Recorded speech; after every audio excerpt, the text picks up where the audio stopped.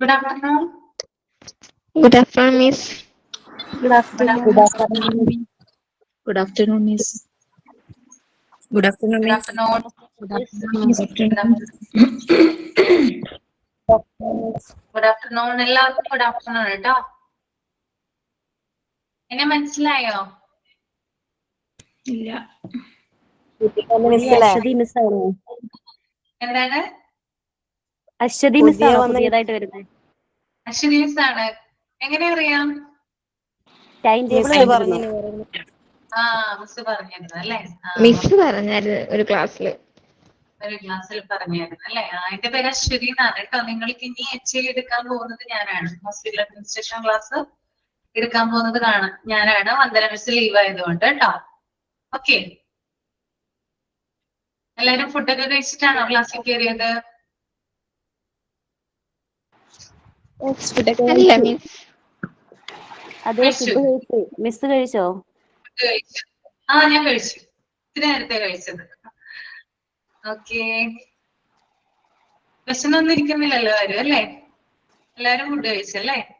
Okay, അപ്പൊ എല്ലാവർക്കും good afternoon കേട്ടോ. ഓക്കെ, അപ്പൊ നമുക്ക് ക്ലാസ്സിലേക്ക് കടന്നാലോ? സുഖാണ് കേട്ടോ, സുഖാണ്, കുഴപ്പമൊന്നുമില്ല, ദൈവം സഹായിച്ച്. ഓക്കെ, അപ്പൊ നമുക്ക് ക്ലാസ് എടുക്കാം അല്ലെ? അപ്പൊ മിസ് ICUവിന്റെ ഒരു തുടങ്ങി വെച്ചിട്ടുണ്ടായിരുന്നു അല്ലെ? ICU എന്താണെന്ന് വന്ദന മിസ്. ഓക്കെ, ഞാൻ ആ ഭാഗം പറഞ്ഞിട്ട് നമുക്ക് സ്റ്റാർട്ട് ചെയ്യാം കേട്ടോ. ഏതൊക്കെ ചാപ്റ്റർ ആയിരുന്നു മിസ് എടുത്തു തീർന്നത്? ഏതൊക്കെയായിരുന്നു വന്ദന മിസ് എടുത്തു കഴിഞ്ഞ ചാപ്റ്റർ ഏതൊക്കെയായിരുന്നു? ഇൻട്രൊഡക്ഷനും who are cared for in the ICU അതുവരെയാണ് എടുത്തേക്കണത്. അല്ലാതെ വേറെ ചാപ്റ്റർ? വേറെ ചാപ്റ്റർ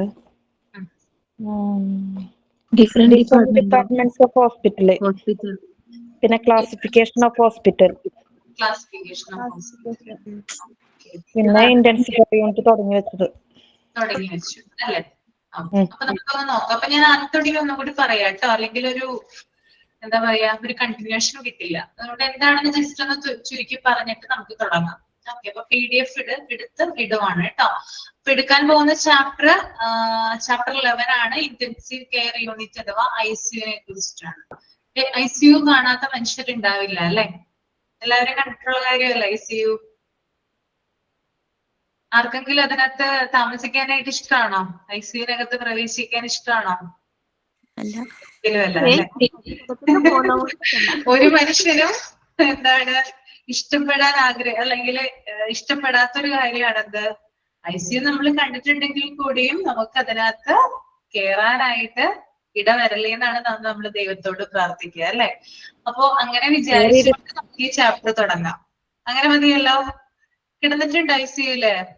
ചിലരെങ്കിലും കിടന്നിട്ടുണ്ടാവും അല്ലെ? ഭയങ്കരമായിട്ട് പേടിയായിരിക്കുമല്ലോ ഉണ്ടാവുക അല്ലെ? പേടി ഉണ്ടാവില്ലേ? ഒറ്റയ്ക്കല്ലേ നമ്മള്? നമ്മുടെ കൂടെ എപ്പോഴാണ് നമ്മുടെ ജീവിതത്തിൽ ആദ്യമായിട്ട് ഒറ്റപ്പെടുന്നത് എന്ന് തോന്നുന്നത് അല്ലെ? ശരിയാണോ ഞാൻ പറഞ്ഞേ? കാരണം കൂടെയുള്ള ആളുകൾക്കൊന്നും കാണാൻ പറ്റില്ല അല്ലെ? അവർക്ക് കയറാൻ പറ്റുന്നത് എപ്പോഴാണ്? അവരെ അലവ് ചെയ്ത സമയത്ത് മാത്രമാണ് അല്ലെ കയറി കാണാനായിട്ട് പറ്റുന്നത്. നമ്മളും പിന്നെ കുറെ ഡോക്ടർമാരും പിന്നെ നമ്മുടെ അസുഖവുമായി മാത്രമായിട്ട് എന്ത് ചെയ്യണം? നമ്മള് പോരാടണം. ആ ഒരു സിറ്റുവേഷനിലാണ് നമ്മൾ ICU. അപ്പൊ ക്രിട്ടിക്കൽ ആയിട്ടുള്ള ഒരു സിറ്റുവേഷനിലാണ് മനുഷ്യരെപ്പോ പ്രവേശിപ്പിക്കുന്നത്. എവിടെ പ്രവേശിപ്പിക്കുന്നത്? ICUവില് പ്രവേശിപ്പിക്കുന്നത്. സാധാരണ രോഗങ്ങൾക്കൊന്നും ആയിരിക്കില്ല ICUവിൽ പ്രവേശിപ്പിക്കുന്നത് അല്ലെ? അപ്പൊ നമുക്ക് നോക്കാം. ഞാൻ ആദ്യം തുടങ്ങിയാണ് കേട്ടോ വായിക്കുന്നേ. എല്ലാവരും നോക്കിയാണല്ലോ? യെസ്.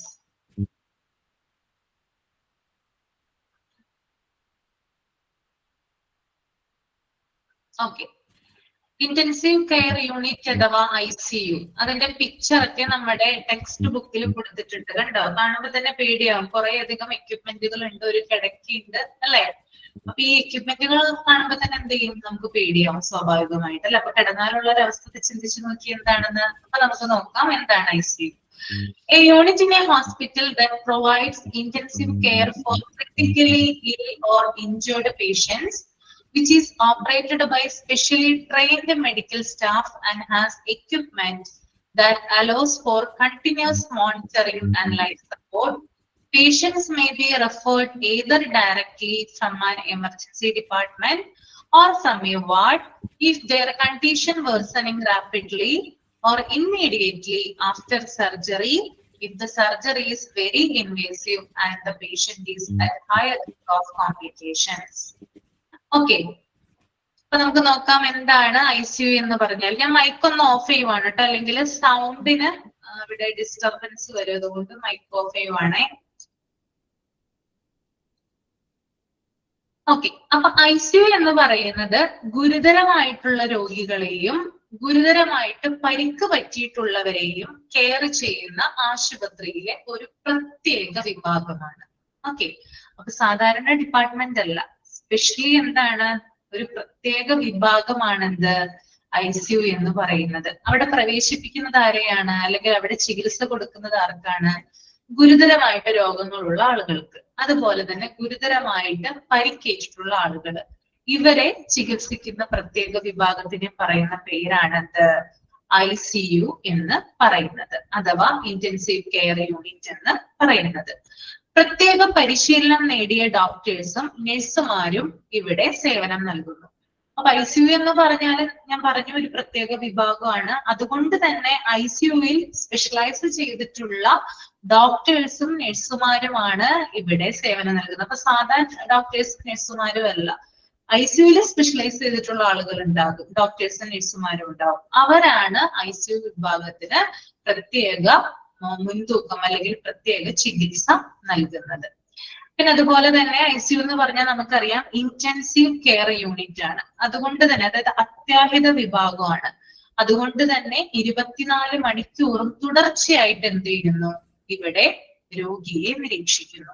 അപ്പൊ എപ്പോഴും രോഗി എന്താണ്, ഒരു നിരീക്ഷണത്തിന്റെ അണ്ടറിലാണ്, ഒരു സർവൈലൻസിന്റെ അണ്ടറിലാണ് രോഗി എപ്പോഴും ഉണ്ടാവുക.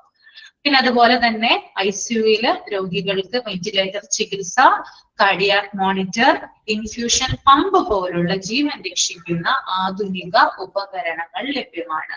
നമ്മൾ ആ പിക്ചർ കണ്ടില്ലേ, കുറെ അധികം എക്യുപ്മെന്റുകൾ ഉണ്ട് അല്ലെ, വെന്റിലേറ്റർ, അതുപോലെ തന്നെ കാർഡിയാക് മോണിറ്റർ, ഇൻഫ്യൂഷൻ പമ്പ് പോലുള്ള എക്യുപ്മെന്റുകളും എവിടെ ലഭ്യമാണ്, ICUവിൽ ലഭ്യമാണ്. ഓക്കെ, ക്ലിയർ ആണോ ഇത്രയും കാര്യങ്ങൾ പറഞ്ഞത്? ഓക്കെ ആണല്ലേ? യെസ്. ഇനി ഈ പാരഗ്രാഫിൽ തന്നെ പറയുന്ന ഒരു കാര്യമാണ് എപ്പോഴാണ് ICUവിൽ പ്രവേശിപ്പിക്കുന്നത്, ഏതൊക്കെ സാഹചര്യങ്ങളിൽ, എവിടെ നിന്നൊക്കെയാണ് രോഗികളെ ICUവിൽ പ്രവേശിപ്പിക്കുക. ഒന്നെന്ന് പറഞ്ഞാല് എമർജൻസി ഡിപ്പാർട്ട്മെന്റിൽ നിന്ന് നേരിട്ട് ICUവിലേക്ക് പ്രവേശിപ്പിക്കാം. ഓക്കെ, അതായത് അത്യാഹിത വിഭാഗം നമ്മൾ പറയില്ലേ, നിങ്ങൾ പഠിച്ചിട്ടുണ്ട് എമർജൻസി ഡിപ്പാർട്ട്മെന്റ് അല്ലെങ്കിൽ എമർജൻസി റൂം അല്ലെങ്കിൽ കാഷ്വാലിറ്റി അല്ലെ. ചില ഹോസ്പിറ്റലുകളിൽ എമർജൻസി ഡിപ്പാർട്ട്മെന്റ് എന്നായിരിക്കും പറയപ്പെടുക, ചില ഹോസ്പിറ്റലിൽ എമർജൻസി റൂം എന്നായിരിക്കും പറയാ. ഇനി ഗവൺമെന്റ് ഹോസ്പിറ്റലുകളിലാണെങ്കിൽ കാഷ്വാലിറ്റി എന്നായിരിക്കും അറിയപ്പെടുക. ഓക്കെ, അപ്പോ ഇത്തരത്തിലുള്ള വിഭാഗങ്ങൾ, അതായത് അത്യാഹിത വിഭാഗങ്ങളിൽ നിന്ന് നേരിട്ട് പ്രവേശിപ്പിക്കുന്ന രോഗികള് എവിടെയായിരിക്കും ഉണ്ടാവുക, ICUവിലായിരിക്കും ഉണ്ടാവുക. അപ്പൊ എവിടെ നിന്നൊക്കെയാണ് ICUവിലേക്ക് ആളുകൾ വരുന്നത്? എമർജൻസി ഡിപ്പാർട്ട്മെന്റിൽ നിന്ന് നേരിട്ട് എന്ത് ചെയ്യാം, ICUവിലേക്ക് പ്രവേശിപ്പിക്കാം. അതുപോലെ തന്നെ മറ്റൊരു പ്രധാനപ്പെട്ടതാണ് hospital ward, from hospital ward. അതായത് വാർഡിൽ കഴിയുന്ന സമയത്ത് പേഷ്യന്റിന്റെ ആരോഗ്യനില ക്രിട്ടിക്കൽ ആവുകയാണെങ്കിൽ എന്ത് ചെയ്യാം, ICUവിൽ പ്രവേശിപ്പിക്കാം. അതായത് വാർഡിൽ ഒരു രോഗവുമായിട്ട് പേഷ്യന്റ് കഴിയുവാണ്, പെട്ടെന്ന് നെഞ്ചുവേദനയോ അല്ലെങ്കിൽ മറ്റെന്തെങ്കിലും ബുദ്ധിമുട്ടുകളോ പേഷ്യന്റിന് വന്നു എന്ന് വിചാരിക്കുക, ഉടനെ തന്നെ അങ്ങോട്ട് ഷിഫ്റ്റ് ചെയ്യും, ICUവിലേക്ക് ഷിഫ്റ്റ് ചെയ്യും. ഓക്കെ, അപ്പൊ ഒന്നെന്ന് പറഞ്ഞത് എന്താണ്, എമർജൻസി ഡിപ്പാർട്ട്മെന്റിൽ നിന്ന് ഡയറക്ട്ലി എന്ത് ചെയ്യാം, ICUവിലേക്ക് പ്രവേശിപ്പിക്കാം. 2, ഫ്രം ഹോസ്പിറ്റൽ വാർഡ്, ഹോസ്പിറ്റൽ വാർഡിൽ നിന്ന് രോഗിയുടെ അവസ്ഥ ക്രിട്ടിക്കൽ ആകുന്ന സമയത്ത് ICUവിലേക്ക് പ്രവേശിപ്പിക്കാം. 3, കോംപ്ലിക്കേറ്റഡ് ആയിട്ടുള്ള സർജറിക്ക് ശേഷം കോംപ്ലിക്കേഷൻ ഉണ്ടാകാൻ സാധ്യതയുണ്ടെങ്കിൽ ICUവിൽ പ്രവേശിപ്പിക്കാം. ചില സർജറി ഒക്കെ ചെയ്യുന്ന സമയത്ത് എന്തെങ്കിലും കോംപ്ലിക്കേഷൻ ഉണ്ടാവാനായിട്ട് സാധ്യത ഉണ്ടാവാറുണ്ട്. ഓക്കെ, അപ്പൊ ആ സമയത്ത് മുൻകൂട്ടി എന്ത് ചെയ്യും, രോഗിയെ ICUവിൽ പ്രവേശിപ്പിക്കും. കാരണം എന്തെങ്കിലും അദ്ദേഹത്തിന് അപകടം വരാം അല്ലെങ്കിൽ എന്തെങ്കിലും ക്രിട്ടിക്കൽ കണ്ടീഷൻ വരാം എന്ന് മുൻകൂട്ടി പ്ലാൻ ചെയ്തിട്ടാണ് എന്തിൽ പ്രവേശിപ്പിക്കുന്നത്, ICUവിൽ പ്രവേശിപ്പിക്കുന്നത്. ഓക്കെ, അപ്പൊ ഇത്രയും കാര്യങ്ങൾ ക്ലിയർ ആണല്ലോ, മനസ്സിലായോ? ഓക്കെയാണ്. യെസ്. നമുക്കിനി അടുത്ത പേജ് ഒന്ന് നോക്കാം. നിങ്ങൾ ആ ഫസ്റ്റ് പേജ് ഒന്ന് റീഡ് ചെയ്തോളൂ കേട്ടോ. ക്ലോസ്ഡ് യൂണിറ്റ് വരെ ഒന്ന് റീഡ് ചെയ്യൂ. അതിനുശേഷം ഞാൻ എക്സ്പ്ലെയിൻ ചെയ്യാം. Okay. Who cared for in the ICU read അവിടെ തുടങ്ങി ക്ലോസ്ഡ് യൂണിറ്റ് വരെ.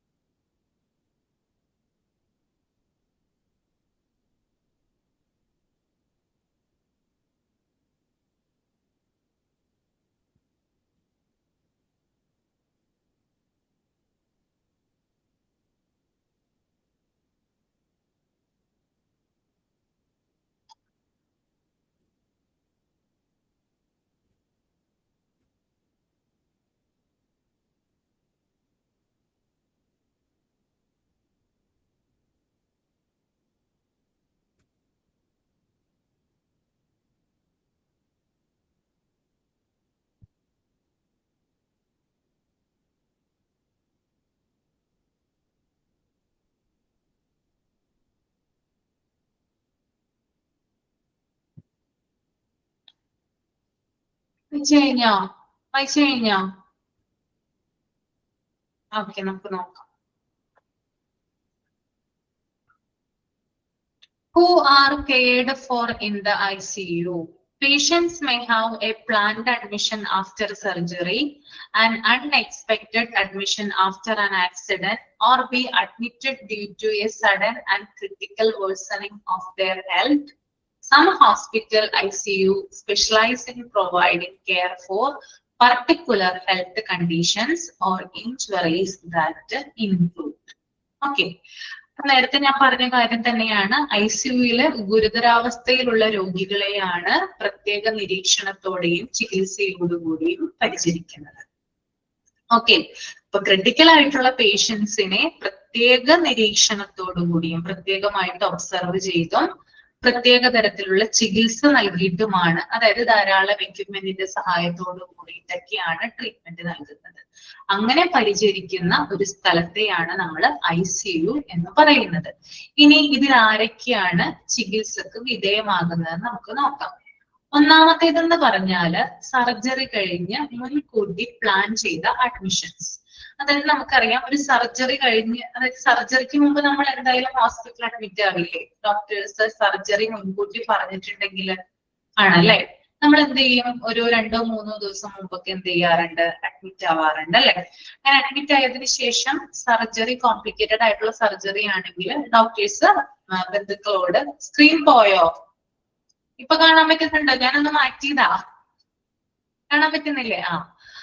അതായത് ഡോക്ടേഴ്സ് പറയും, റിലേറ്റീവ്സിനോട് പറയും കോംപ്ലിക്കേറ്റഡ് ആയിട്ടുള്ള സർജറിയാണ്, അതിനുശേഷം പേഷ്യന്റിനെ ICUവിൽ പ്രവേശിപ്പിക്കും എന്ന് പറയും. അപ്പോ അത്തരത്തില് സർജറി കഴിഞ്ഞ് മുൻകൂട്ടി പ്ലാൻ ചെയ്തിട്ടുള്ള അഡ്മിഷൻസ് അല്ലെങ്കിൽ അത്തരത്തിലുള്ള രോഗികളെ എവിടെ പ്രവേശിപ്പിക്കാറുണ്ട്? ICUവിൽ പ്രവേശിപ്പിക്കാറുണ്ട്. അപ്പൊ അത്തരത്തിലുള്ള രോഗികളെ നമ്മൾ ICUവിൽ കാണാറുണ്ട്. പിന്നെ രണ്ടാമത്തേന്ന് പറഞ്ഞാല് ആക്സിഡന്റ് സംഭവിച്ച ശേഷം ആരോഗ്യനില പെട്ടെന്ന്, അതായത് ആക്സിഡന്റ് പെട്ടെന്ന് എന്തെങ്കിലും ഒരു ആക്സിഡന്റ് സംഭവിച്ചു എന്ന് വിചാരിക്കാം. ഓക്കെ, ഒരു അപകടം സംഭവിച്ചു. അപ്പോ ക്രിട്ടിക്കൽ ആണ് പേഷ്യന്റെ അവസ്ഥ. മരണത്തോട് മല്ലിട്ട് ഇതായിക്കൊണ്ടിരിക്കുകയാണ്. ഭയങ്കര മരണം മുന്നിൽ കണ്ടുകൊണ്ടാണ് ഇരിക്കുന്ന പേഷ്യന്റ്. അപ്പൊ ആ ഒരു സിറ്റുവേഷനില് എവിടേക്കാണ് പ്രവേശിപ്പിക്കുക? ICUവിലേക്കാണ് പ്രവേശിപ്പിക്കുക. അപ്പൊ ആക്സിഡന്റ് സംഭവിച്ച ശേഷം ICUവിലേക്ക് പ്രവേശിപ്പിക്കാറുണ്ട്.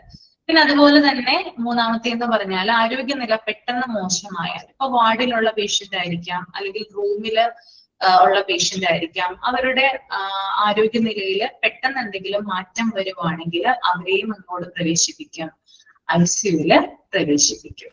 അപ്പൊ ചില ICUകൾ എന്ന് പറയുന്നത് പ്രത്യേക രോഗങ്ങൾക്കോ പരിക്കുകൾക്കോ വേണ്ടിയാണ് പ്രവർത്തിക്കുന്നത്.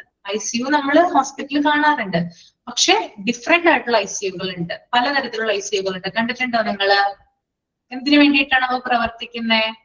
പ്രത്യേക രോഗങ്ങൾക്ക് വേണ്ടിയിട്ട്. ആ ICUയില് പ്രത്യേകമായിട്ട് അതുമായി ബന്ധപ്പെട്ടിട്ടുള്ള രോഗികളായിരിക്കും ഉണ്ടാവുക, അല്ലെങ്കിൽ പ്രത്യേക പരിക്കുകൾക്ക് വേണ്ടിയിട്ടുള്ള ICUകൾ ഉണ്ട്. അങ്ങനെ ഓരോ തരത്തില് അല്ലെങ്കിൽ ഓരോന്നുമായി ബന്ധപ്പെട്ട് എന്താണോ അതുമായി ബന്ധപ്പെട്ടിട്ടുള്ള ICUകൾ നമുക്ക് കാണാനായിട്ട് സാധിക്കും. ഓക്കെ, അപ്പൊ ICUവിൽ പ്രവേശിപ്പിക്കുന്ന ആളുകൾ കോമൺ ആയിട്ട് താഴെ പറയുന്ന കാറ്റഗറിയിൽ വരുന്ന ആളുകളാണ്. അപ്പൊ നമുക്ക് നോക്കാം ആരൊക്കെയാണ് ആ കാറ്റഗറിയിൽ വരുന്ന പേഷ്യൻസ് എന്ന് നോക്കാം.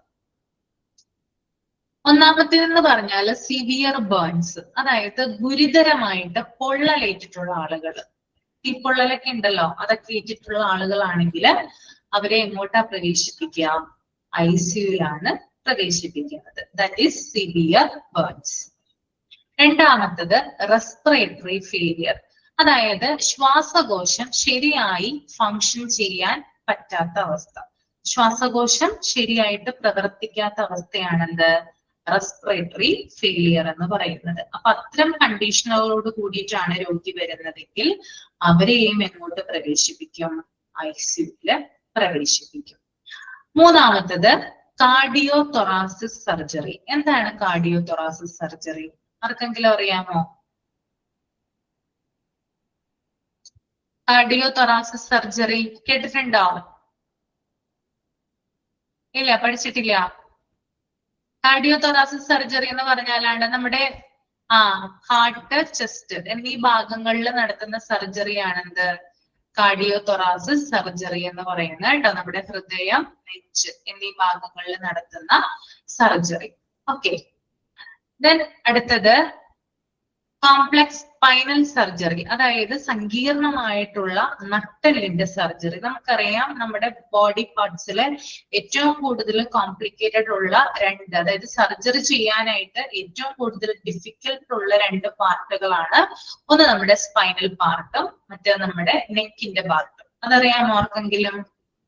കോംപ്ലിക്കേറ്റഡ് ആണ്. കഴുത്തിന്റെയും നട്ടെല്ലിന്റെയും സർജറി എന്ന് പറഞ്ഞാൽ കോംപ്ലിക്കേറ്റഡ് ആണ്. ഓക്കെ, അപ്പോ അത്തരത്തിൽ, അതായത് കോംപ്ലക്സ് സ്പൈനൽ സർജറി, നട്ടെല്ലിന് സങ്കീർണമായിട്ടുള്ള നട്ടെല്ലിന്റെ സർജറി ചെയ്തിട്ടുള്ള ആളുകളെ എവിടെ പ്രവേശിപ്പിക്കാറുണ്ട്? ICUവില് പ്രവേശിപ്പിക്കാറുണ്ട്. ഓക്കെ, ദെൻ അടുത്തത് മേജർ ട്രോമ. മേജർ ട്രോമ എന്ന് പറഞ്ഞാൽ എന്താണ്? ഗുരുതരമായിട്ടുള്ള പരിക്കുകൾ പറ്റിയിട്ടുള്ളവര്, അവരെയും എവിടേക്ക് പ്രവേശിപ്പിക്കാറുണ്ട്? ICUവിലേക്ക് പ്രവേശിപ്പിക്കാറുണ്ട്. ഓക്കെ, ദെൻ നെക്സ്റ്റ് വൺ ആണ് ഓർഗൻ ട്രാൻസ്പ്ലാന്റ്സ്. ഓർഗൻ ട്രാൻസ്പ്ലാന്റ്സ് എന്ന് പറഞ്ഞാൽ എന്താണ്? അവയവമാറ്റ ശസ്ത്രക്രിയ നടത്തിയിട്ടുള്ള ആളുകളെ ICUവിൽ പ്രവേശിപ്പിക്കാറുണ്ട്. സർജറിക്ക് ശേഷം എന്ത് ചെയ്യാറുണ്ട്? കോംപ്ലിക്കേഷൻ ഉണ്ടാവാൻ ചാൻസ് ഉള്ളത് കൊണ്ട് എവിടെ പ്രവേശിപ്പിക്കുന്നു? ICUവില് പ്രവേശിപ്പിക്കുന്നു. ദെൻ അടുത്തതാണ് സെപ്സിസ്. സെപ്സിസ് എന്ന് പറഞ്ഞാൽ എന്താണ്? ഫുൾ ബോഡി ഇൻഫെക്ഷൻ വന്നിട്ടുള്ള ആളുകളെ, അതായത് ശരീരത്തിൽ മൊത്തം അണുബാധയുള്ള ആളുകളെ ICUവില് പ്രവേശിപ്പിക്കാറുണ്ട്. Okay, then next and last one cardiac arrest. എന്താണ്? ഹൃദയം പെട്ടെന്ന് നിന്നു പോകുന്ന അവസ്ഥ. അത്തരം കണ്ടീഷനിലുള്ള ആളുകളെ എങ്ങോട്ട് പ്രവേശിപ്പിക്കുന്നു? ICUവിലേക്ക് പ്രവേശിപ്പിക്കുന്നു. നിങ്ങൾക്കറിയാം കാർഡിയാക് അറസ്റ്റുമായി ബന്ധപ്പെട്ട ഒരു കോഡ് ആക്ടിവേറ്റ് ചെയ്യാറുണ്ടല്ലോ. എന്താണ് ആ കോഡിന്റെ പേര്? എമർജൻസി ആണ്. എന്താണ് ആ കോഡിന്റെ പേര്? കാർഡിയാക് അറസ്റ്റ് പഠിച്ചിട്ടുണ്ടോ? എന്താണ് കോഡ്? എന്താ കോഡ്? ബ്ലൂ ആണ് അല്ലെ? കോഡ് ബ്ലൂ അല്ലേ? കാർഡിയാക് അറസ്റ്റുമായിട്ട് ഒരാൾ വന്നു കഴിഞ്ഞാല് ഉടനെ തന്നെ code blue activated, code blue activated, code blue activated എന്നിങ്ങനെ 3 പ്രാവശ്യം വിളിച്ചു പറയും ടെലിഫോൺ ഓപ്പറേറ്റർ. അപ്പോ കാർഡിയാക് വിഭാഗവുമായി ബന്ധപ്പെട്ടിട്ടുള്ള ആളുകൾ ഉടനെ തന്നെ അവിടെ സജ്ജമാകും. അതുമായി ബന്ധപ്പെട്ടുള്ള എക്യുപ്മെന്റ്സ്. ഇപ്പൊ ഹോസ്പിറ്റലുകളിൽ കോഡുകൾ അനൗൺസ് ചെയ്യുന്നത് എന്തിനു വേണ്ടിയിട്ടാണ്? എമർജൻസി റെസ്പോൺസിന് വേണ്ടിയിട്ടാണ്. അതായത് അതുമായി ബന്ധപ്പെട്ട് പ്രവർത്തിക്കുന്ന ആളുകൾ എത്രയും പെട്ടെന്ന് രോഗിയുടെ അടുത്ത് എത്തിച്ചേരാൻ വേണ്ടിയിട്ടാണ് ഹോസ്പിറ്റലുകളിൽ കോഡുകൾ യൂസ് ചെയ്യുന്നത്. അപ്പൊ കാർഡിയാക് അറസ്റ്റ് എന്ന് പറഞ്ഞാൽ നമുക്കറിയാം ഡേഞ്ചർ ആയിട്ടുള്ള ഒരു സിറ്റുവേഷൻ ആണ്. അപ്പൊ കാർഡിയാക് അറസ്റ്റ്, അതായത് ഹൃദയം പെട്ടെന്ന് എന്താ പറയാ നിന്ന് പോകുന്ന ഒരു അവസ്ഥ ഉണ്ടായി കഴിഞ്ഞാല് അത്തരത്തിലുള്ള രോഗികളെ ICUവിൽ പ്രവേശിപ്പിക്കാറുണ്ട്. അപ്പോ ഏതൊക്കെയാണ് ഞാനൊന്നും കൂടി പറയാം. Severe burns, respiratory failure, cardio surgery, complex spinal surgery, major trauma, organ transplant, sepsis, cardiac arrest. Clear ആണോ ഇത്രയും ഭാഗം?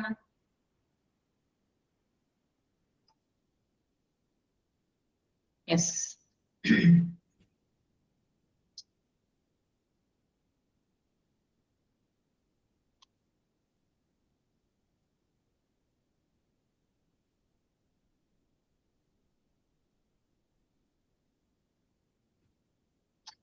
ഇനി ഞാൻ നേരത്തെ പറഞ്ഞു പലതരത്തിലുള്ള ICUകൾ ഉണ്ടെന്ന് പറഞ്ഞു അല്ലെ.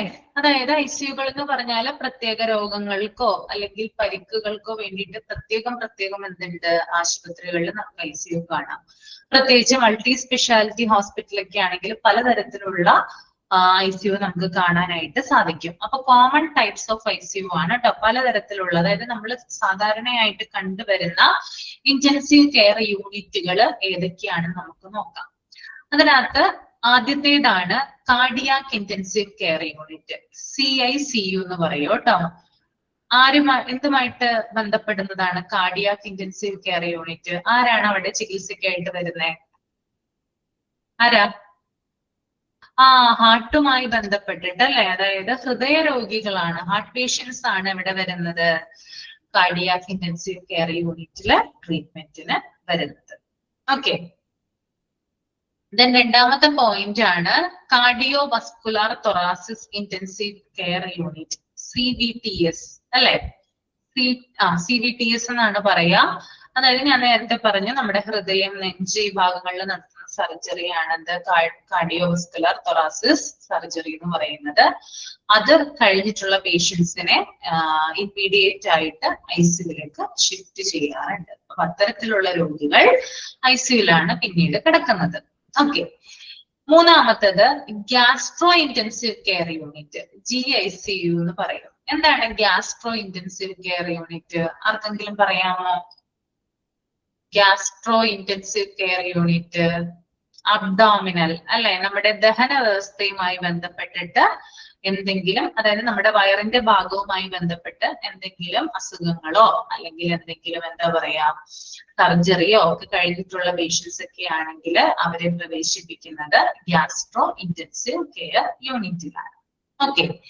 ഇനി നെക്സ്റ്റ് വൺ ആണ് മെഡിക്കൽ ഇന്റൻസീവ് കെയർ യൂണിറ്റ് ആണ് കേട്ടോ, MICU എന്ന് പറയും. അതായത് ഗുരുതരമായിട്ടുള്ള രോഗങ്ങളുള്ള ആളുകൾ മെഡിക്കൽ ഇന്റൻസീവ് കെയർ യൂണിറ്റിൽ ആരെയാണ് പരിചരിക്കുന്നത്? ഗുരുതരമായിട്ട് രോഗങ്ങളുള്ള ആളുകളെ പരിചരിക്കുന്നു. Then next one, neonatal intensive care unit, NICU എന്ന് പറയും. neonatal intensive care unit അതെന്താണ്? നവജാത ശിശുക്കളെ പരിചരിക്കുന്നു കേട്ടോ. അതായത് ന്യൂ ബോൺ ബേബീസ് ഇല്ലേ, അതായത് ബർത്ത് കഴിഞ്ഞ അപ്പൊ തന്നെ എന്തെങ്കിലും കോംപ്ലിക്കേഷൻ ഒക്കെ ഉണ്ടെങ്കിൽ അങ്ങോട്ട് പ്രവേശിപ്പിക്കാറുണ്ട് കുഞ്ഞിനെ. സാധാ ICUവിലേക്കാണോ പ്രവേശിപ്പിക്കുന്നത്? അല്ല, നിയോനേറ്റൽ ഇന്റൻസീവ് കെയർ യൂണിറ്റ് അഥവാ NICUവിലാണ് കുഞ്ഞിനെ പ്രവേശിപ്പിക്കുന്നത് അല്ലെ. പലർക്കും ചിലപ്പോൾ എക്സ്പീരിയൻസ് ഉണ്ടാവും അല്ലെ, അല്ലെങ്കിൽ നിങ്ങൾക്ക് അറിയാൻ പറ്റും അല്ലെ, നിങ്ങളുടെ ബന്ധുക്കളോ അല്ലെങ്കിൽ ഫ്രണ്ട് സർക്കിളിലുള്ള ആർക്കെങ്കിലും ഇങ്ങനൊരു അവസ്ഥ വന്നിട്ടുണ്ടാവും അല്ലെ. കുഞ്ഞിനെ മെസ്സേജ് കൂടി നോക്കണോ? അതെ, മെസ്സേജ് കാണാൻ പറ്റുന്നില്ല. എന്താണെന്ന് ഈ PDF എടുത്തിടുന്ന കാരണം മെസ്സേജ് കാണാൻ പറ്റുന്നില്ല. അതാണ് കേട്ടോ നോക്കാൻ പറ്റാത്തെ. എല്ലാവരും കമന്റ് ഒക്കെ ചെയ്യുന്നുണ്ട്. ഈ PDF ഞാൻ എടുത്തിട്ട് കഴിഞ്ഞാല് മെസ്സേജ് ബോക്സോ നിങ്ങളുടെ പിക്ചറോ ഒന്നും കാണാൻ പറ്റില്ല. അതുകൊണ്ടാണ് അണ്ടർലൈൻ ചെയ്യുക. അത് ഞാൻ പറഞ്ഞു തരാം, സമാധാനപ്പെട്ടിട്ട് അണ്ടർലൈൻ ചെയ്യുന്നതൊക്കെ ഞാൻ പറഞ്ഞു തരാം. ഓക്കെ. അത് നമ്മളിത് മനസ്സിലാക്കി വെക്കുക. അത് കഴിഞ്ഞിട്ട് നമ്മൾക്ക് ഇമ്പോർട്ടന്റ് ആയിട്ടുള്ള കാര്യങ്ങൾ അണ്ടർലൈൻ ചെയ്യാം. അതാണ് ഏറ്റവും നല്ലത്. ഓക്കെ. അപ്പൊ നിയോനേറ്റൽ ഇന്റൻസീവ് കെയർ യൂണിറ്റ് എന്ന് പറഞ്ഞാൽ നവജാത ശിശുക്കൾക്ക് വേണ്ടിയിട്ടുള്ള ICU ആണ്. Then neuro intensive care unit എന്ന് പറഞ്ഞാൽ എന്താണ് ഉദ്ദേശിക്കുന്നത്? നാഡീ വ്യവസ്ഥയുമായി ബന്ധപ്പെട്ട്, അതായത് ഞരമ്പുമായി ബന്ധപ്പെട്ടിട്ടൊക്കെ എന്തെങ്കിലും പ്രശ്നങ്ങൾ ഉണ്ടെങ്കിൽ അതുമായി ബന്ധപ്പെട്ടിട്ടുള്ള രോഗികളെ പ്രവേശിപ്പിക്കുന്ന ICU ആണ് ന്യൂറോ ഇന്റൻസീവ് കെയർ യൂണിറ്റ് എന്ന് പറയുന്നത്. Then next one ആണ് പീഡിയാട്രിക് ഇന്റൻസീവ് കെയർ യൂണിറ്റ്. എന്താണ് paediatric intensive care unit? PICU എന്നാണ് കേട്ടോ പറയാ. അതായത് കുട്ടികളെ പ്രവേശിപ്പിക്കുന്ന ഇന്റൻസീവ് കെയർ യൂണിറ്റ്. നവജാത ശിശുക്കളെ അല്ലാട്ടോ, രണ്ടും വ്യത്യസ്തമാണ്. കുറച്ചും കൂടി മുതിർന്നിട്ടുള്ള, അതായത് കുറച്ചും കൂടി വലുതായിട്ടുള്ള, അല്ലെങ്കിൽ എന്താ പറയാ, ന്യൂ ബോൺ ബേബീസ് അല്ലാണ്ടുള്ള കുട്ടികളെ പ്രവേശിപ്പിക്കുന്നതാണ് പീഡിയാട്രിക് ഇന്റൻസീവ് കെയർ യൂണിറ്റ് എന്ന് പറയുന്നത്. Okay. Then next one, surgical intensive care unit. നിങ്ങൾക്ക് അറിയാൻ പറ്റും എന്താണ് സർജിക്കൽ ഇന്റൻസീവ് കെയർ യൂണിറ്റ്? ആ പേരിൽ തന്നെ ഉണ്ട് അതിന്റെ മീനിങ്. സർജറി കഴിഞ്ഞ ആളുകളെ പ്രവേശിപ്പിക്കുന്ന ഇന്റൻസീവ് കെയർ യൂണിറ്റ് ആണ് സർജിക്കൽ ഇന്റൻസീവ് കെയർ യൂണിറ്റ് എന്ന് പറയുന്നത്. ഇനി ലാസ്റ്റ് വൺ നമുക്ക് നോക്കാം, trauma intensive care unit. Okay, trauma intensive care unit എന്ന് പറഞ്ഞാൽ എന്താ ഉദ്ദേശിക്കുന്നത്? TICU എന്നാണ് കേട്ടോ. ഓക്കെ, അതായത് അപകടത്തെ തുടർന്ന് എന്തെങ്കിലും ആക്സിഡന്റ് പറ്റിയതിനു ശേഷം ഗുരുതരമായിട്ട് പരിക്കുകൾ ഏറ്റിട്ടുള്ള ആളുകൾ ഉണ്ടല്ലോ, അവരെ ചികിത്സിക്കുന്ന ഇന്റൻസീവ് കെയർ യൂണിറ്റ് ആണ് ട്രോമ ഇന്റൻസീവ് കെയർ യൂണിറ്റ്. ഇത്രയും കാര്യങ്ങൾ ക്ലിയർ ആണോ?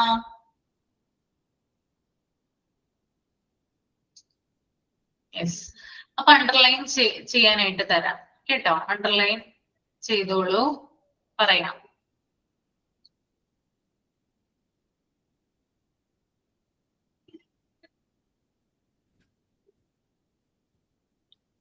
Who are cared for in the ICU? അതില് ആ പാരാഗ്രാഫ് ഒന്ന് നിങ്ങൾ അണ്ടർലൈൻ ചെയ്യാം കേട്ടോ.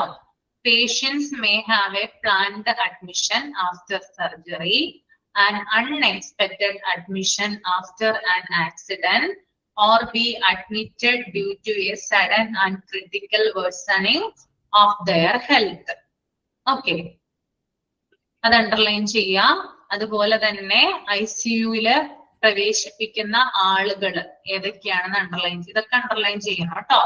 സിവിയർ ബേൺസ് ഉണ്ട്, respiratory failure, cardiothoracic surgery, complex spinal surgery, major trauma, organ transplants, sepsis, cardiac arrest.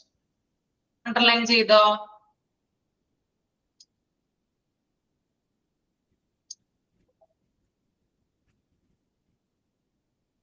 ഇനി കോമൺ ടൈപ്സ് ഓഫ് ICUവില് ആ ഷോർട്ട് ഫോമുകളില് അതൊക്കെ ഒന്ന് അണ്ടർലൈൻ ചെയ്ത് വെക്കുക കേട്ടോ. ഫുൾ ഫോമും ഷോർട്ട് ഫോമും പഠിക്കുക. CICU എന്താണെന്ന് ചോദിക്കാം. കാർഡിയാക് ഇന്റൻസീവ് കെയർ യൂണിറ്റ് ആണ്. GICU എന്തെന്ന് ചോദിക്കാം. എന്താണ് GICU? GICU എന്താ? GICU gastro intensive care unit അല്ലേ? ഓക്കെ. MICU എന്ന് പറഞ്ഞാല് മെഡിക്കൽ ഇന്റൻസീവ് കെയർ യൂണിറ്റ്. പിന്നെ NICU ഉണ്ട്, neonatal intensive care unit. Okay. പിന്നെ PICU paediatric intensive care unit. SICU surgical intensive care unit. Then TICU trauma intensive care unit. അപ്പൊ അതൊക്കെ നിങ്ങൾ full short form എന്ത് ചെയ്യണം? പഠിച്ച് വെക്കേണ്ടതുണ്ട്. ഓക്കെ. അപ്പൊ നമുക്ക് ഇനി അടുത്തതിൽ ഇപ്പൊ സംശയമൊക്കെ മാറിയല്ലോ, അണ്ടർലൈൻ ഒക്കെ ചെയ്തല്ലോ. ഇനി നമുക്ക് classification of ICU on organisational structure എന്ന് നമുക്ക് നോക്കാം, എന്താണെന്ന് പറയുന്നത് കേട്ടോ.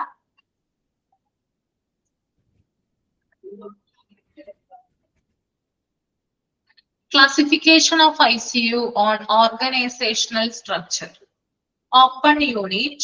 All attending physicians may admit and care for patients. Triage decision falls on the director of ICU. When there is bed or staff shortage, the major drawback of this concept is that these physicians might not have received specialized training for managing critically ill patients. അപ്പൊ എന്താണ് open unit?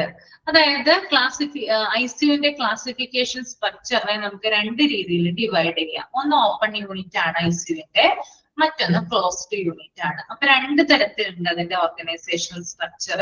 ഒന്ന് open യൂണിറ്റും മറ്റൊന്ന് closed യൂണിറ്റും. എന്താണ് open unit? Open unit എന്ന് പറയുമ്പോൾ എല്ലാ ഡോക്ടർമാർക്കും രോഗികളെ ഐസിയുവിൽ പ്രവേശിപ്പിക്കാനും ചികിത്സ നൽകാനും കഴിയും. ഓക്കെ, ഫോർ എക്സാമ്പിൾ പറയുവാണെങ്കിൽ, ഞാൻ ഒരു പനിയായിട്ട് പോയി. പനിയായിട്ട് ഞാൻ ചെന്നപ്പോ എന്നോട് അഡ്മിറ്റ് ആവാനായിട്ട് പറഞ്ഞു.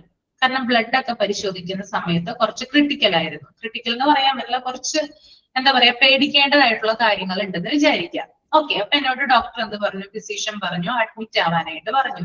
അങ്ങനെ ഞാൻ അഡ്മിറ്റ് ആയി. കുറച്ചും കൂടി കഴിഞ്ഞപ്പോൾ എന്റെ നില കുറച്ചും കൂടി സീരിയസ് ആവാൻ തുടങ്ങി. അതായത് രോഗം എനിക്ക് മാറുന്നില്ല.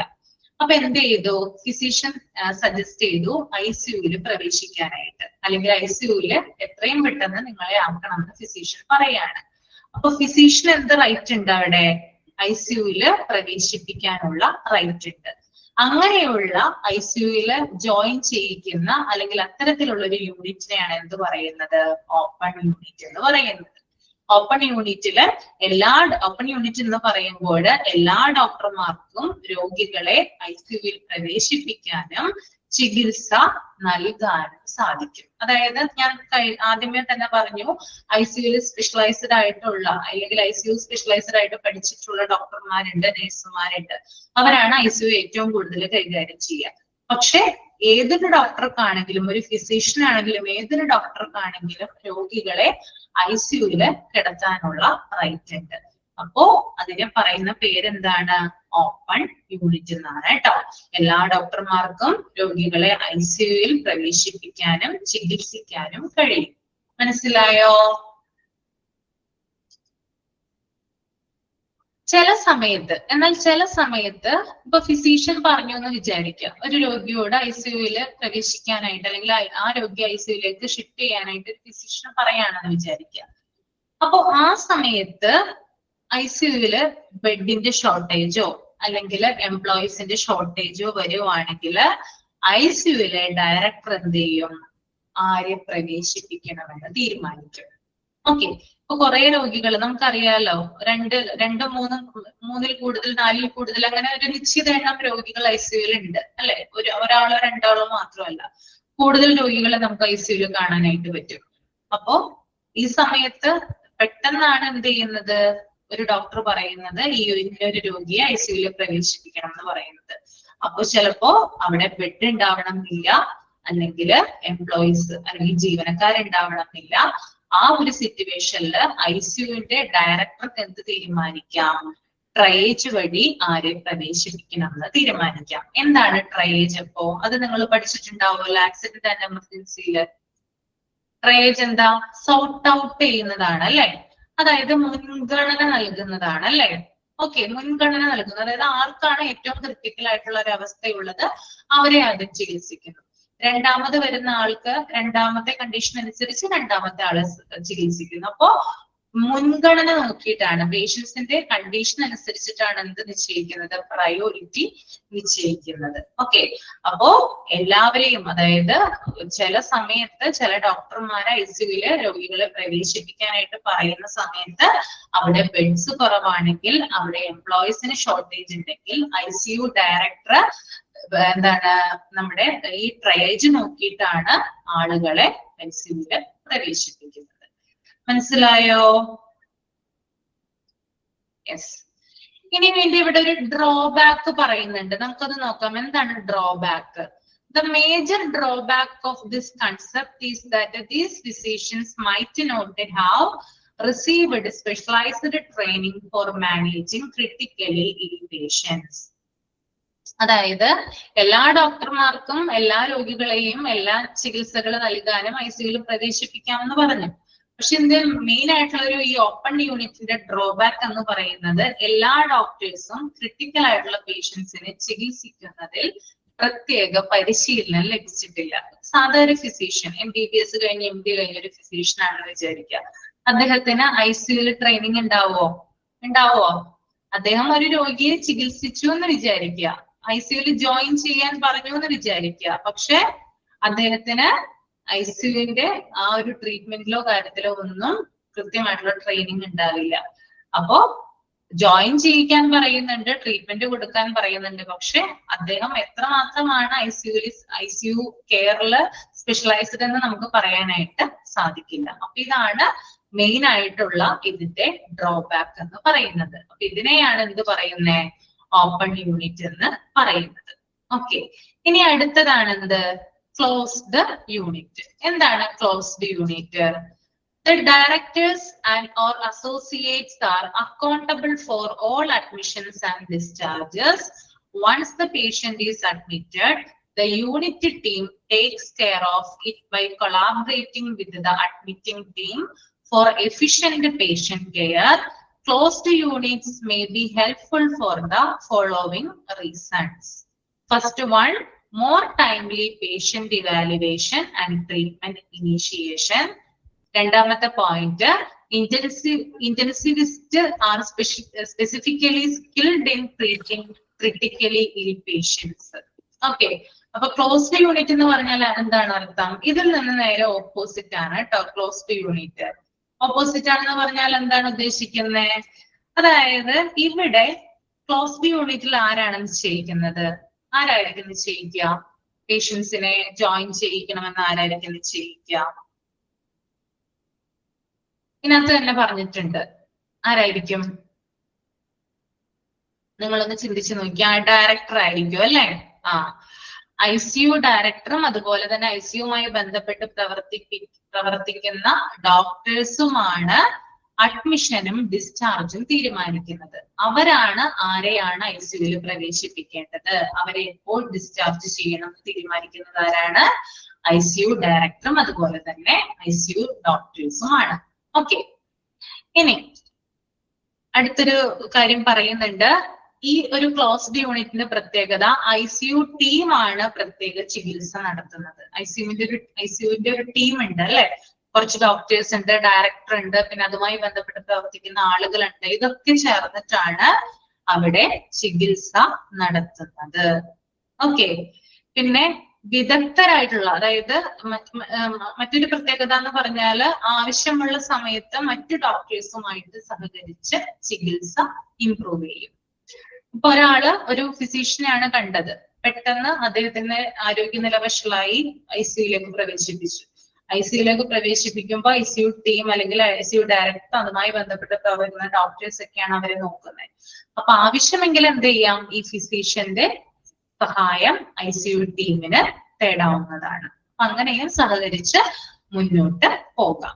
ഇതിനെയാണ് ക്ലോസ്ഡ് യൂണിറ്റ് എന്ന് പറയുന്നത്. ആദ്യത്തേതിൽ ഫിസിഷ്യൻ ആണ് ICUവിൽ പ്രവേശിപ്പിക്കുന്നതും ചികിത്സകൾ നൽകുന്നതും. പക്ഷെ രണ്ടാമത്തേതിൽ വരുമ്പോ ICU ഡയറക്ടറും അതുമായി ബന്ധപ്പെട്ടിട്ടുള്ള ഡോക്ടേഴ്സുമാണ് രോഗികൾക്ക് ചികിത്സ കൊടുക്കുന്നത്. ഓക്കെ, ക്ലിയർ ആണോ? യെസ്. അപ്പൊ ക്ലോസ്ഡ് യൂണിറ്റും ഓപ്പൺ യൂണിറ്റും മനസ്സിലായി. ഇനി രണ്ട് കാര്യങ്ങൾ അവിടെ പറയുന്നുണ്ട്, അതുകൂടി ഒന്ന് ഞാൻ വായിക്കാം കേട്ടോ. മോർ ടൈംലി പേഷ്യന്റ് ഇവാലുവേഷൻ, അതായത് ഇതിന്റെ പ്രധാനപ്പെട്ട ബെനിഫിറ്റ്സ് ആണ് കേട്ടോ ക്ലോസ്ഡ് യൂണിറ്റിന്റെ. അത് നമ്മൾ ഓപ്പൺ യൂണിറ്റിന്റെ ഡ്രോബാക്ക് ആണ് പറഞ്ഞത്. എന്നാൽ ക്ലോസ്ഡ് യൂണിറ്റിൽ വരുമ്പോൾ അതിന്റെ ബെനിഫിറ്റ് ആണ് പറയുന്നത് കേട്ടോ. More timely patient evaluation and treatment initiation. എന്താണ് ഉദ്ദേശിക്കുന്നത്? പേഷ്യന്റിനെ വേഗത്തില് വിലയിരുത്താനായിട്ട് സാധിക്കും. അതായത് ക്ലോസ്ഡ് യൂണിറ്റ് ICUവിലാണ്, ക്ലോസ്ഡ് യൂണിറ്റ് അല്ലെങ്കിൽ ICU ഡോക്ടേഴ്സിന്റെ നേതൃത്വത്തിലുള്ള ICUവിലാണ് പ്രവേശിപ്പിക്കുന്നതെങ്കിൽ പേഷ്യന്റിനെ എന്ത് ചെയ്യാം, പെട്ടെന്ന് തന്നെ ഇവാലുവേറ്റ് ചെയ്യാം. Okay, then intensivists are specifically skilled in treating critically ill patients. വിദഗ്ധരായിട്ടുള്ള ഡോക്ടേഴ്സ് രോഗികൾക്ക് മികച്ച പരിചരണം കൊടുക്കും. അതായത് ICUവുമായി ബന്ധപ്പെട്ട് ഇന്റൻസീവ് കെയർ യൂണിറ്റുമായി ബന്ധപ്പെട്ട് സ്പെഷ്യലൈസ്ഡ് ആയിട്ടുള്ള ഡോക്ടേഴ്സ് ആണ്. അപ്പൊ അവര് ആർക്ക് എന്ത് കൊടുക്കും? രോഗികൾക്ക് മികച്ച രീതിയിലുള്ള പരിചരണം കൊടുക്കും. അതാണ് മെയിൻ ആയിട്ട് രണ്ട് റീസൺ എന്ന് പറയുന്നത്. ഓക്കെ, ഇനി നിങ്ങൾ അടുത്ത പേജ് ഒന്ന് വായിച്ചേ, ഫുൾ ഒന്ന് റീഡ് ചെയ്തേ. നെക്സ്റ്റ് പേജ് സ്റ്റാഫിംഗ് തുടങ്ങി ICU അഡ്മിഷൻ ക്രൈറ്റീരിയ വരെ വായിക്കുക കേട്ടോ. ഓക്കെ, ഞാൻ പറഞ്ഞുതരാം, ഇമ്പോർട്ടന്റ് ആയിട്ടുള്ള കാര്യങ്ങൾ പറഞ്ഞുതരാം കേട്ടോ. നിങ്ങൾ പേടിക്കണ്ട, ഞാൻ പറഞ്ഞു തന്നിട്ടേ പോവൂ.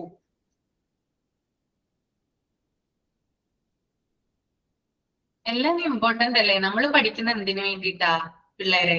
നിങ്ങളൊന്ന് ഓർത്തേ, ജോലി കിട്ടാൻ വേണ്ടിയിട്ടാണോ? ആണോ? നമ്മൾ പഠിച്ചത് മാത്രമാണോ നമ്മൾ അപ്ലൈ ചെയ്യുന്നത് ജോലി സ്ഥലത്ത് നിന്നിട്ട്? ആണോ? ഒരിക്കലുമല്ല. നമ്മളൊരു ഇന്റർവ്യൂവിൽ പങ്കെടുക്കുമ്പോഴും നമ്മൾ ഒരു ജോലി സ്ഥലത്ത് ചെന്ന് പെർഫോം ചെയ്യുമ്പോഴും നമ്മൾ പഠിച്ച കാര്യങ്ങൾ മാത്രമല്ല, അതിന് പുറമേ ഉള്ള കാര്യങ്ങൾ എന്ത് ചെയ്യുന്നുണ്ട് നമ്മൾക്ക് അപ്ലൈ ചെയ്യാനുണ്ട്, അല്ലെ? എല്ലാരും ബൈഹാർട്ട് പഠിക്കുക എന്നുള്ളതല്ല ശരിയായിട്ടുള്ള രീതി. എല്ലാരും മനസ്സിലാക്കി പഠിച്ചാൽ മാത്രമാണ് നമുക്കൊരു ഹോസ്പിറ്റലിൽ നല്ല രീതിയിൽ വർക്ക് ചെയ്യാനായിട്ട് സാധിക്കും. ഒരു പേഷ്യന്റ് ഫോർ എക്സാമ്പിൾ പറയുവാണെങ്കിൽ റിസപ്ഷനിൽ ഒരാൾ ഇരിക്കുവാണെന്ന് വിചാരിക്കുക. നിങ്ങൾ ഒരാൾ റിസപ്ഷനിൽ ഇരിക്കുന്നു, ഫ്രണ്ട് ഓഫീസിൽ വർക്ക് ചെയ്യുവാണ്. നിങ്ങൾ ഈ കോഴ്സ് കഴിഞ്ഞിട്ട് നിങ്ങൾക്ക് ജോലി കിട്ടിയെന്ന് വിചാരിക്കുക. അപ്പൊ ഒരു വ്യക്തി ഫ്രണ്ട് ഓഫീസിൽ, നിങ്ങളിൽ ഒരാൾ ഫ്രണ്ട് ഓഫീസിൽ വർക്ക് ചെയ്യുന്നു. ഒരു പേഷ്യന്റ് വരുവാണ്. ഒരു പേഷ്യന്റ് വരുമ്പോ പെട്ടെന്ന് തന്നെ, അതായത് ഒരു പേഷ്യന്റ് വരുന്നു, പുറകെ മറ്റു പേഷ്യൻസ് ഒക്കെ വരുവാണ്, ക്യൂ ആണ് പേഷ്യൻസിന്റെ. അപ്പൊ പെട്ടെന്ന് ബില്ലടിക്കാനായിട്ട് പറയുവാണ്, നിങ്ങളോട് പറയുവാണ് ഇന്ന ഡോക്ടറെ കാണണം, അതുപോലെ തന്നെ ഫീസും കാര്യങ്ങളൊക്കെ ചോദിച്ചു. അപ്പൊ ഇതൊക്കെ നിങ്ങൾ പറഞ്ഞു കൊടുത്തു. പെട്ടെന്ന് തന്നെ ആ ഡോക്ടറെ കാണാനുള്ള രജിസ്റ്റർ ചെയ്യുവാണ്. ഓക്കെ, അപ്പൊ നമ്മൾ ബില്ലടിച്ച് റെസിപ്റ്റ് കൊടുക്കണമല്ലോ. നമ്മൾ ക്യാഷ് മേടിക്കണം. ക്യാഷ് ആണെങ്കിൽ ക്യാഷ് ഓൺ ഹാൻഡ് നമ്മൾ മേടിക്കണം, അല്ലെങ്കിൽ ജിപേ ആണെങ്കിൽ മൊബൈല്, അല്ലെ? QR കോഡും കാര്യങ്ങളൊക്കെ അവിടെ ഉണ്ടാവും, അല്ലെ? അത് നമ്മൾ ചെയ്തുകൊണ്ടിരിക്കുന്ന സമയത്ത് പെട്ടെന്ന് വേറൊരാൾ വന്ന് നമ്മളോട് പെട്ടെന്ന് തന്നെ ഡോക്ടറെ കാണണം, എമർജൻസി ആണെന്ന് പറയുവാണ്. ആ സമയത്ത് നിങ്ങൾക്ക് എന്തായിരിക്കും തോന്നുക? വെപ്രാളം തോന്നില്ലേ? ആണോ? നമ്മൾ അവിടെ പഠിച്ച കാര്യങ്ങൾ മാത്രമാണോ അപ്ലൈ ചെയ്യുന്നേ? ഒരിക്കലും അല്ല. ആണോ?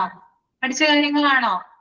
നമ്മൾക്ക് എക്സ്പീരിയൻസ് ഉള്ള കാര്യങ്ങൾ അപ്ലൈ ചെയ്യുന്നത്. അപ്പൊ ഇമ്പോർട്ടന്റ് പോയിന്റ്സ് എന്ന് പറഞ്ഞാൽ ഇമ്പോർട്ടന്റ് പോയിന്റുകൾ ഉണ്ട്, പക്ഷെ നമ്മൾക്ക് എല്ലാവരും നമ്മൾ മനസ്സിലാക്കിയിരിക്കണം. As a hospital administrator student നമ്മൾ ഹോസ്പിറ്റലിലെ എല്ലാ രീതികളും മനസ്സിലാക്കിയെടുക്കണം. ഇപ്പൊ ഞാൻ കുറെ കാര്യങ്ങൾ പറഞ്ഞു, പഠിപ്പിക്കുന്നതിന്റെ ഇടയ്ക്ക് കോഡിന്റെ കാര്യം പറഞ്ഞു, ഇല്ലേ? നിങ്ങൾ ശ്രദ്ധിച്ചായിരുന്നോ? ഇതിനകത്ത് പറയുന്നുണ്ടോ കോഡിന്റെ കാര്യം? പക്ഷെ ഞാൻ പറഞ്ഞില്ലേ, പറഞ്ഞായിരുന്നു അല്ലെ? കോഡിന്റെ കാര്യം പറഞ്ഞായിരുന്നു, ട്രയേജിന്റെ കാര്യം പറഞ്ഞു. ഇതിനകത്ത് പറയുന്നുണ്ടോ? ജസ്റ്റ് ഒന്ന് സൂചിച്ചുള്ളൂ, അത് ഞാൻ പറഞ്ഞില്ലേ. അപ്പൊ നമുക്ക് എല്ലാവരും ഇമ്പോർട്ടന്റ് ആണ് കേട്ടോ. ഇന്നതെന്ന് നമുക്ക് സോർട്ട് ഔട്ട് ചെയ്തെടുക്കാൻ പറ്റില്ല. ചില കാര്യങ്ങൾ ഇമ്പോർട്ടന്റ് ആണ്.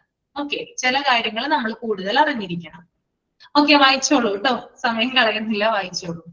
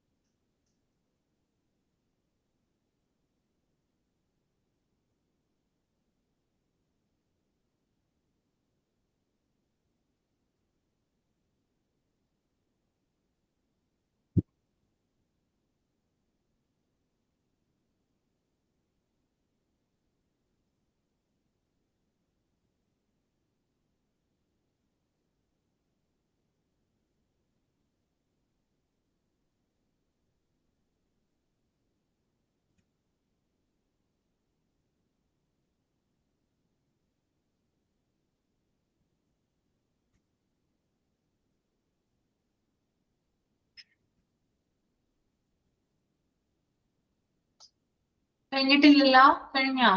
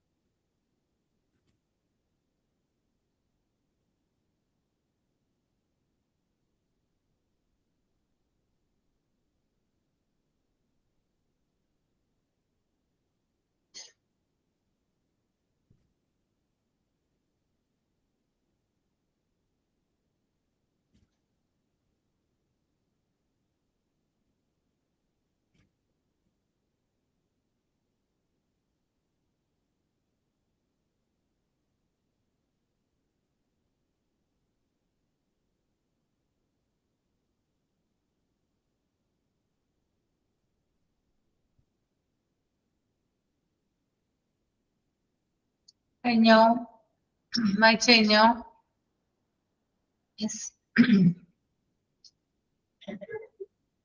അപ്പൊ നമുക്ക് സ്റ്റാഫിംഗ് ഒന്ന് നോക്കാം കേട്ടോ. ICUയിലുള്ള സ്റ്റാഫുകളുടെ ഡീറ്റെയിൽസ് ആണ് നമ്മൾ ഇനി നോക്കാനായിട്ട് പോകുന്നത്. ആദ്യത്തേത് മെഡിക്കൽ സ്റ്റാഫ് ആണ്. മെഡിക്കൽ സ്റ്റാഫിൽ വരുന്ന 2 കൂട്ടം ആളുകളുണ്ട്. മെഡിക്കൽ സ്റ്റാഫ് അല്ല, മെഡിക്കൽ അല്ലെ, അതുമായി ബന്ധപ്പെട്ട് അല്ലെ. ആദ്യത്തേതാണ് ICU ഇൻചാർജ് അല്ലെങ്കിൽ ഇന്റൻസിവിസ്റ്റ്. ഓക്കെ, എന്താണ് ICU ഇൻചാർജ് അല്ലെങ്കിൽ ഇന്റൻസിവിസ്റ്റ് എന്ന് പറയുന്നത്? അതായത് ICUയുടെ ചുമതലയുള്ള വിദഗ്ധനായിട്ടുള്ള ഡോക്ടറെയാണ് എന്ത് പറയുന്നത്? ICU ഇൻചാർജ് എന്ന് പറയുന്നത് കേട്ടോ. വിദഗ്ധനായിട്ടുള്ള ഡോക്ടർ എന്ന് പ്രത്യേകം ശ്രദ്ധിക്കുക. ICUവിന്റെ ചുമതലയുള്ള വിദഗ്ധനായിട്ടുള്ള ഡോക്ടർ. ഓക്കെ, അപ്പൊ ഗുരുതരമായിട്ടുള്ള പേഷ്യൻസിന്റെ ചികിത്സയുമായി ബന്ധപ്പെട്ട് പ്രവർത്തിക്കുന്ന വ്യക്തി ആരാണ്? ICU ഇൻചാർജ് ആണ് കേട്ടോ, ഇന്റൻസിവിസ്റ്റ് ആണ്. ഓക്കെ, മനസ്സിലായല്ലോ? ക്ലിയർ ആണോ? യെസ്. ഇനി രണ്ടാമത്തേതാണ് റെസിഡന്റ് ഡോക്ടേഴ്സ്. റെസിഡന്റ് ഡോക്ടേഴ്സിൽ 2 തരം ആളുകൾ വരുന്നുണ്ട്, സീനിയർ ആൻഡ് ജൂനിയർ. അപ്പൊ എന്താണ് റെസിഡന്റ് ഡോക്ടേഴ്സ് എന്ന് ബാക്കി താഴെ പറയുന്നുണ്ട്. അപ്പൊ ഞാൻ പറഞ്ഞു തരാം കറക്റ്റ് ആയിട്ട്. റെസിഡന്റ് ഡോക്ടേഴ്സ് എന്ന് പറഞ്ഞാൽ സീനിയർ ഡോക്ടറും ഉണ്ട്, ജൂനിയർ ഡോക്ടറും ഉണ്ട്. ഓക്കെ, അപ്പൊ ഈ 2 വ്യക്തികളാണ് മെഡിക്കൽ സ്റ്റാഫുകളായിട്ട് വരുന്നത്. പിന്നെ രണ്ടാമത്തേതാണ് the respiratory therapist is essential part of an ICU team. Respiratory therapist എന്ന് പറഞ്ഞാൽ എന്താ ഉദ്ദേശിക്കുന്നത്? ശ്വാസകോശവുമായി ബന്ധപ്പെട്ട ഇപ്പൊ വെന്റിലേറ്റർ ചികിത്സ അത്തരത്തിലുള്ള കാര്യങ്ങളൊക്കെ ICUയിൽ ചെയ്തു കൊടുക്കുന്ന വ്യക്തിയാണ് ആര്? റെസ്പിറേറ്ററി തെറാപ്പിസ്റ്റ് എന്ന് പറയുന്നത്. അപ്പൊ ICU ടീമിന്റെ ഒരു എന്താണ് ഇൻവൈറ്റബിൾ പാർട്ടാണ് എന്ത്? റെസ്പിറേറ്ററി തെറാപ്പിസ്റ്റ് എന്ന് പറയുന്നത് കേട്ടോ. ഓക്കെ, അപ്പൊ ആ ഒരു വ്യക്തിയും അവിടെ ഉണ്ട്. ഇനി മൂന്നാമത്തേതെന്ന് പറയുന്നത് നഴ്സിംഗ് സ്റ്റാഫ് ആണ്. നഴ്സിംഗ് സ്റ്റാഫ് എന്ന് പറഞ്ഞാൽ ആരാണ്? ഇതിനകത്ത് പറയുന്നുണ്ട് നഴ്സുമാരാണല്ലോ ഉദ്ദേശിക്കുന്നത്. അപ്പോ അവരെങ്ങനെയായിരിക്കണം എന്താണെന്ന് അവിടെ പറയുന്നുണ്ട്. Highly trained and of above average competence. അതായത് നല്ല പരിശീലനം ലഭിച്ചിട്ടുള്ള നല്ല സ്കില്ലുള്ള ആളുകളായിരിക്കണം ICUയിലെ നഴ്സിംഗ് സ്റ്റാഫ് ആയിട്ട് നിൽക്കേണ്ടത്. ഓക്കെ, അപ്പൊ ICU എന്ന് പറയുന്ന സ്പെഷ്യലൈസ്ഡ് ഡിപ്പാർട്ട്മെന്റില് ട്രെയിനിങ് ലഭിച്ചിട്ടുള്ള വ്യക്തിയായിരിക്കണം. അതുപോലെ തന്നെ ധാരാളം കഴിവുകളുള്ള വ്യക്തിയായിരിക്കണം ആര്? നഴ്സിംഗ് സ്റ്റാഫ് എന്ന് പറയുന്നത്. ഓക്കെ, പിന്നെ അതുപോലെ തന്നെ നഴ്സിന്റെയും പേഷ്യന്റിന്റെയും റെക്കമെൻഡഡ് റേഷ്യോ അവിടെ പറയുന്നുണ്ട് കേട്ടോ. റെക്കമെൻഡഡ് നഴ്സ് പേഷ്യന്റ് റേഷ്യോ എത്രയാണെന്ന് നോക്കാം. 1:1 or 1:2 ആണ്. അതായത് ഒരു നഴ്സിന് 1 രോഗി അല്ലെങ്കിൽ ഒരു നഴ്സിന് 2 രോഗി എന്ന രീതിയിലാണ് ICUയില് രോഗികളെ കെയർ ചെയ്യുന്നത്. ആര്? നഴ്സ്. ഓക്കെ, ICUയില് എങ്ങനെയാണ് റേഷ്യോ എന്ന് പറയുന്നത്? ഒന്നില്ലെങ്കിൽ ഒരു നഴ്സിന് 1 രോഗിയാകാം, അല്ലെങ്കിൽ ഒരു നഴ്സിന് 2 രോഗി. അത്രയും പറ്റുള്ളൂ. അതിൽ കൂടുതൽ കെയർ ചെയ്യാൻ പറ്റില്ല. കാരണം കെയർ ആവില്ല, പരിചരണം കിട്ടില്ല. ശരിക്കും ശ്രദ്ധിക്കേണ്ട ICUയിൽ കിടക്കുന്ന പേഷ്യൻസിനെ. ഓക്കെ, അപ്പൊ റേഷ്യോ ഇമ്പോർട്ടന്റ് ആണ് കേട്ടോ. അതൊന്ന് അണ്ടർലൈൻ ചെയ്യാം. 1:1 or 1:2 ആണ് ICUയിലെ റേഷ്യോ എന്ന് പറയുന്നത്. ഓക്കെ, ഇനി അതുപോലെ തന്നെ മറ്റ് ആളുകളാണ് ഓക്സിലറി പേഴ്സണൽ വരുന്നതാണ്. ഒന്ന് ICU ടെക്നീഷ്യൻസ്. ICU ടെക്നീഷ്യൻസ് എന്ന് പറഞ്ഞാല് ICUയിലെ ഉപകരണങ്ങൾ പ്രവർത്തിപ്പിക്കുകയും മെയിൻറ്റെയിൻ ചെയ്യുകയും ചെയ്യുന്നത് ആരാണ്? ICU ടെക്നീഷ്യൻസ് ആണ് കേട്ടോ. അവിടെ കുറെ അധികം എക്യുപ്മെന്റുകൾ നമ്മൾ കണ്ടില്ല പിക്ചറിൽ. അതൊക്കെ പ്രവർത്തിപ്പിക്കുന്നത് ആരാണ്? ICU ടെക്നീഷ്യൻസ് ആണ്. പിന്നെ അതുപോലെ തന്നെ മറ്റ് വ്യക്തികളാണ് നഴ്സിംഗ് എയ്ഡ്സ്. അതിൽ വരുന്നത് വാർഡ് ബോയ്സും ഫീമെയിൽ അറ്റൻഡൻസും വരും, സ്വീപ്പേഴ്സും വരും. അതായത് വാർഡ് ബോയ്സ് ഉണ്ടാവാറുണ്ട്, പിന്നെ സ്വീപ്പേഴ്സ് ഉണ്ടാവാറുണ്ട്. ഇവരെയാണ് നഴ്സിംഗ് എയ്ഡ്സ് എന്ന് പറയുന്നത്. അതായത് രോഗികളെ ഹെൽപ്പ് ചെയ്യാനായിട്ട് വരുന്ന ആളുകൾ, അവരെ പിടിച്ചു കിടത്താനോ അല്ലെങ്കിൽ അവരുടെ ബെഡ് നീക്കാനോ അങ്ങനെ അവരെ എണീപ്പിച്ചു നിർത്താനോ അങ്ങനെയൊക്കെ വരുന്ന ആളുകൾ ഉണ്ടല്ലോ. ഓക്കെ, അപ്പോ അവരെ ഫീഡ് ചെയ്യാനോ അങ്ങനെയൊക്കെ വരുന്ന ആളുകൾ ഉണ്ടല്ലോ. അപ്പൊ അവരെയാണ് നഴ്സിംഗ് എയ്ഡ്സ് എന്ന് പറയുന്നത്. പിന്നെ സ്വീപ്പേഴ്സ് എന്ന് പറഞ്ഞാൽ നിങ്ങൾക്കറിയാം ICU ക്ലീൻ ചെയ്യാൻ വരുന്ന ആളുകളാണ് എന്ത് കാറ്റഗറിയിൽ വരുന്നത്? സ്വീപ്പേഴ്സിൽ വരുന്നത്. ഓക്കെ, ക്ലിയർ ആണോ? അപ്പൊ ഞാൻ മൈക്ക് ഓൺ ചെയ്യാം. നിങ്ങൾക്ക് എന്തെങ്കിലും ഡൗട്ട് ഉണ്ടെങ്കിൽ ചോദിക്കുക കേട്ടോ.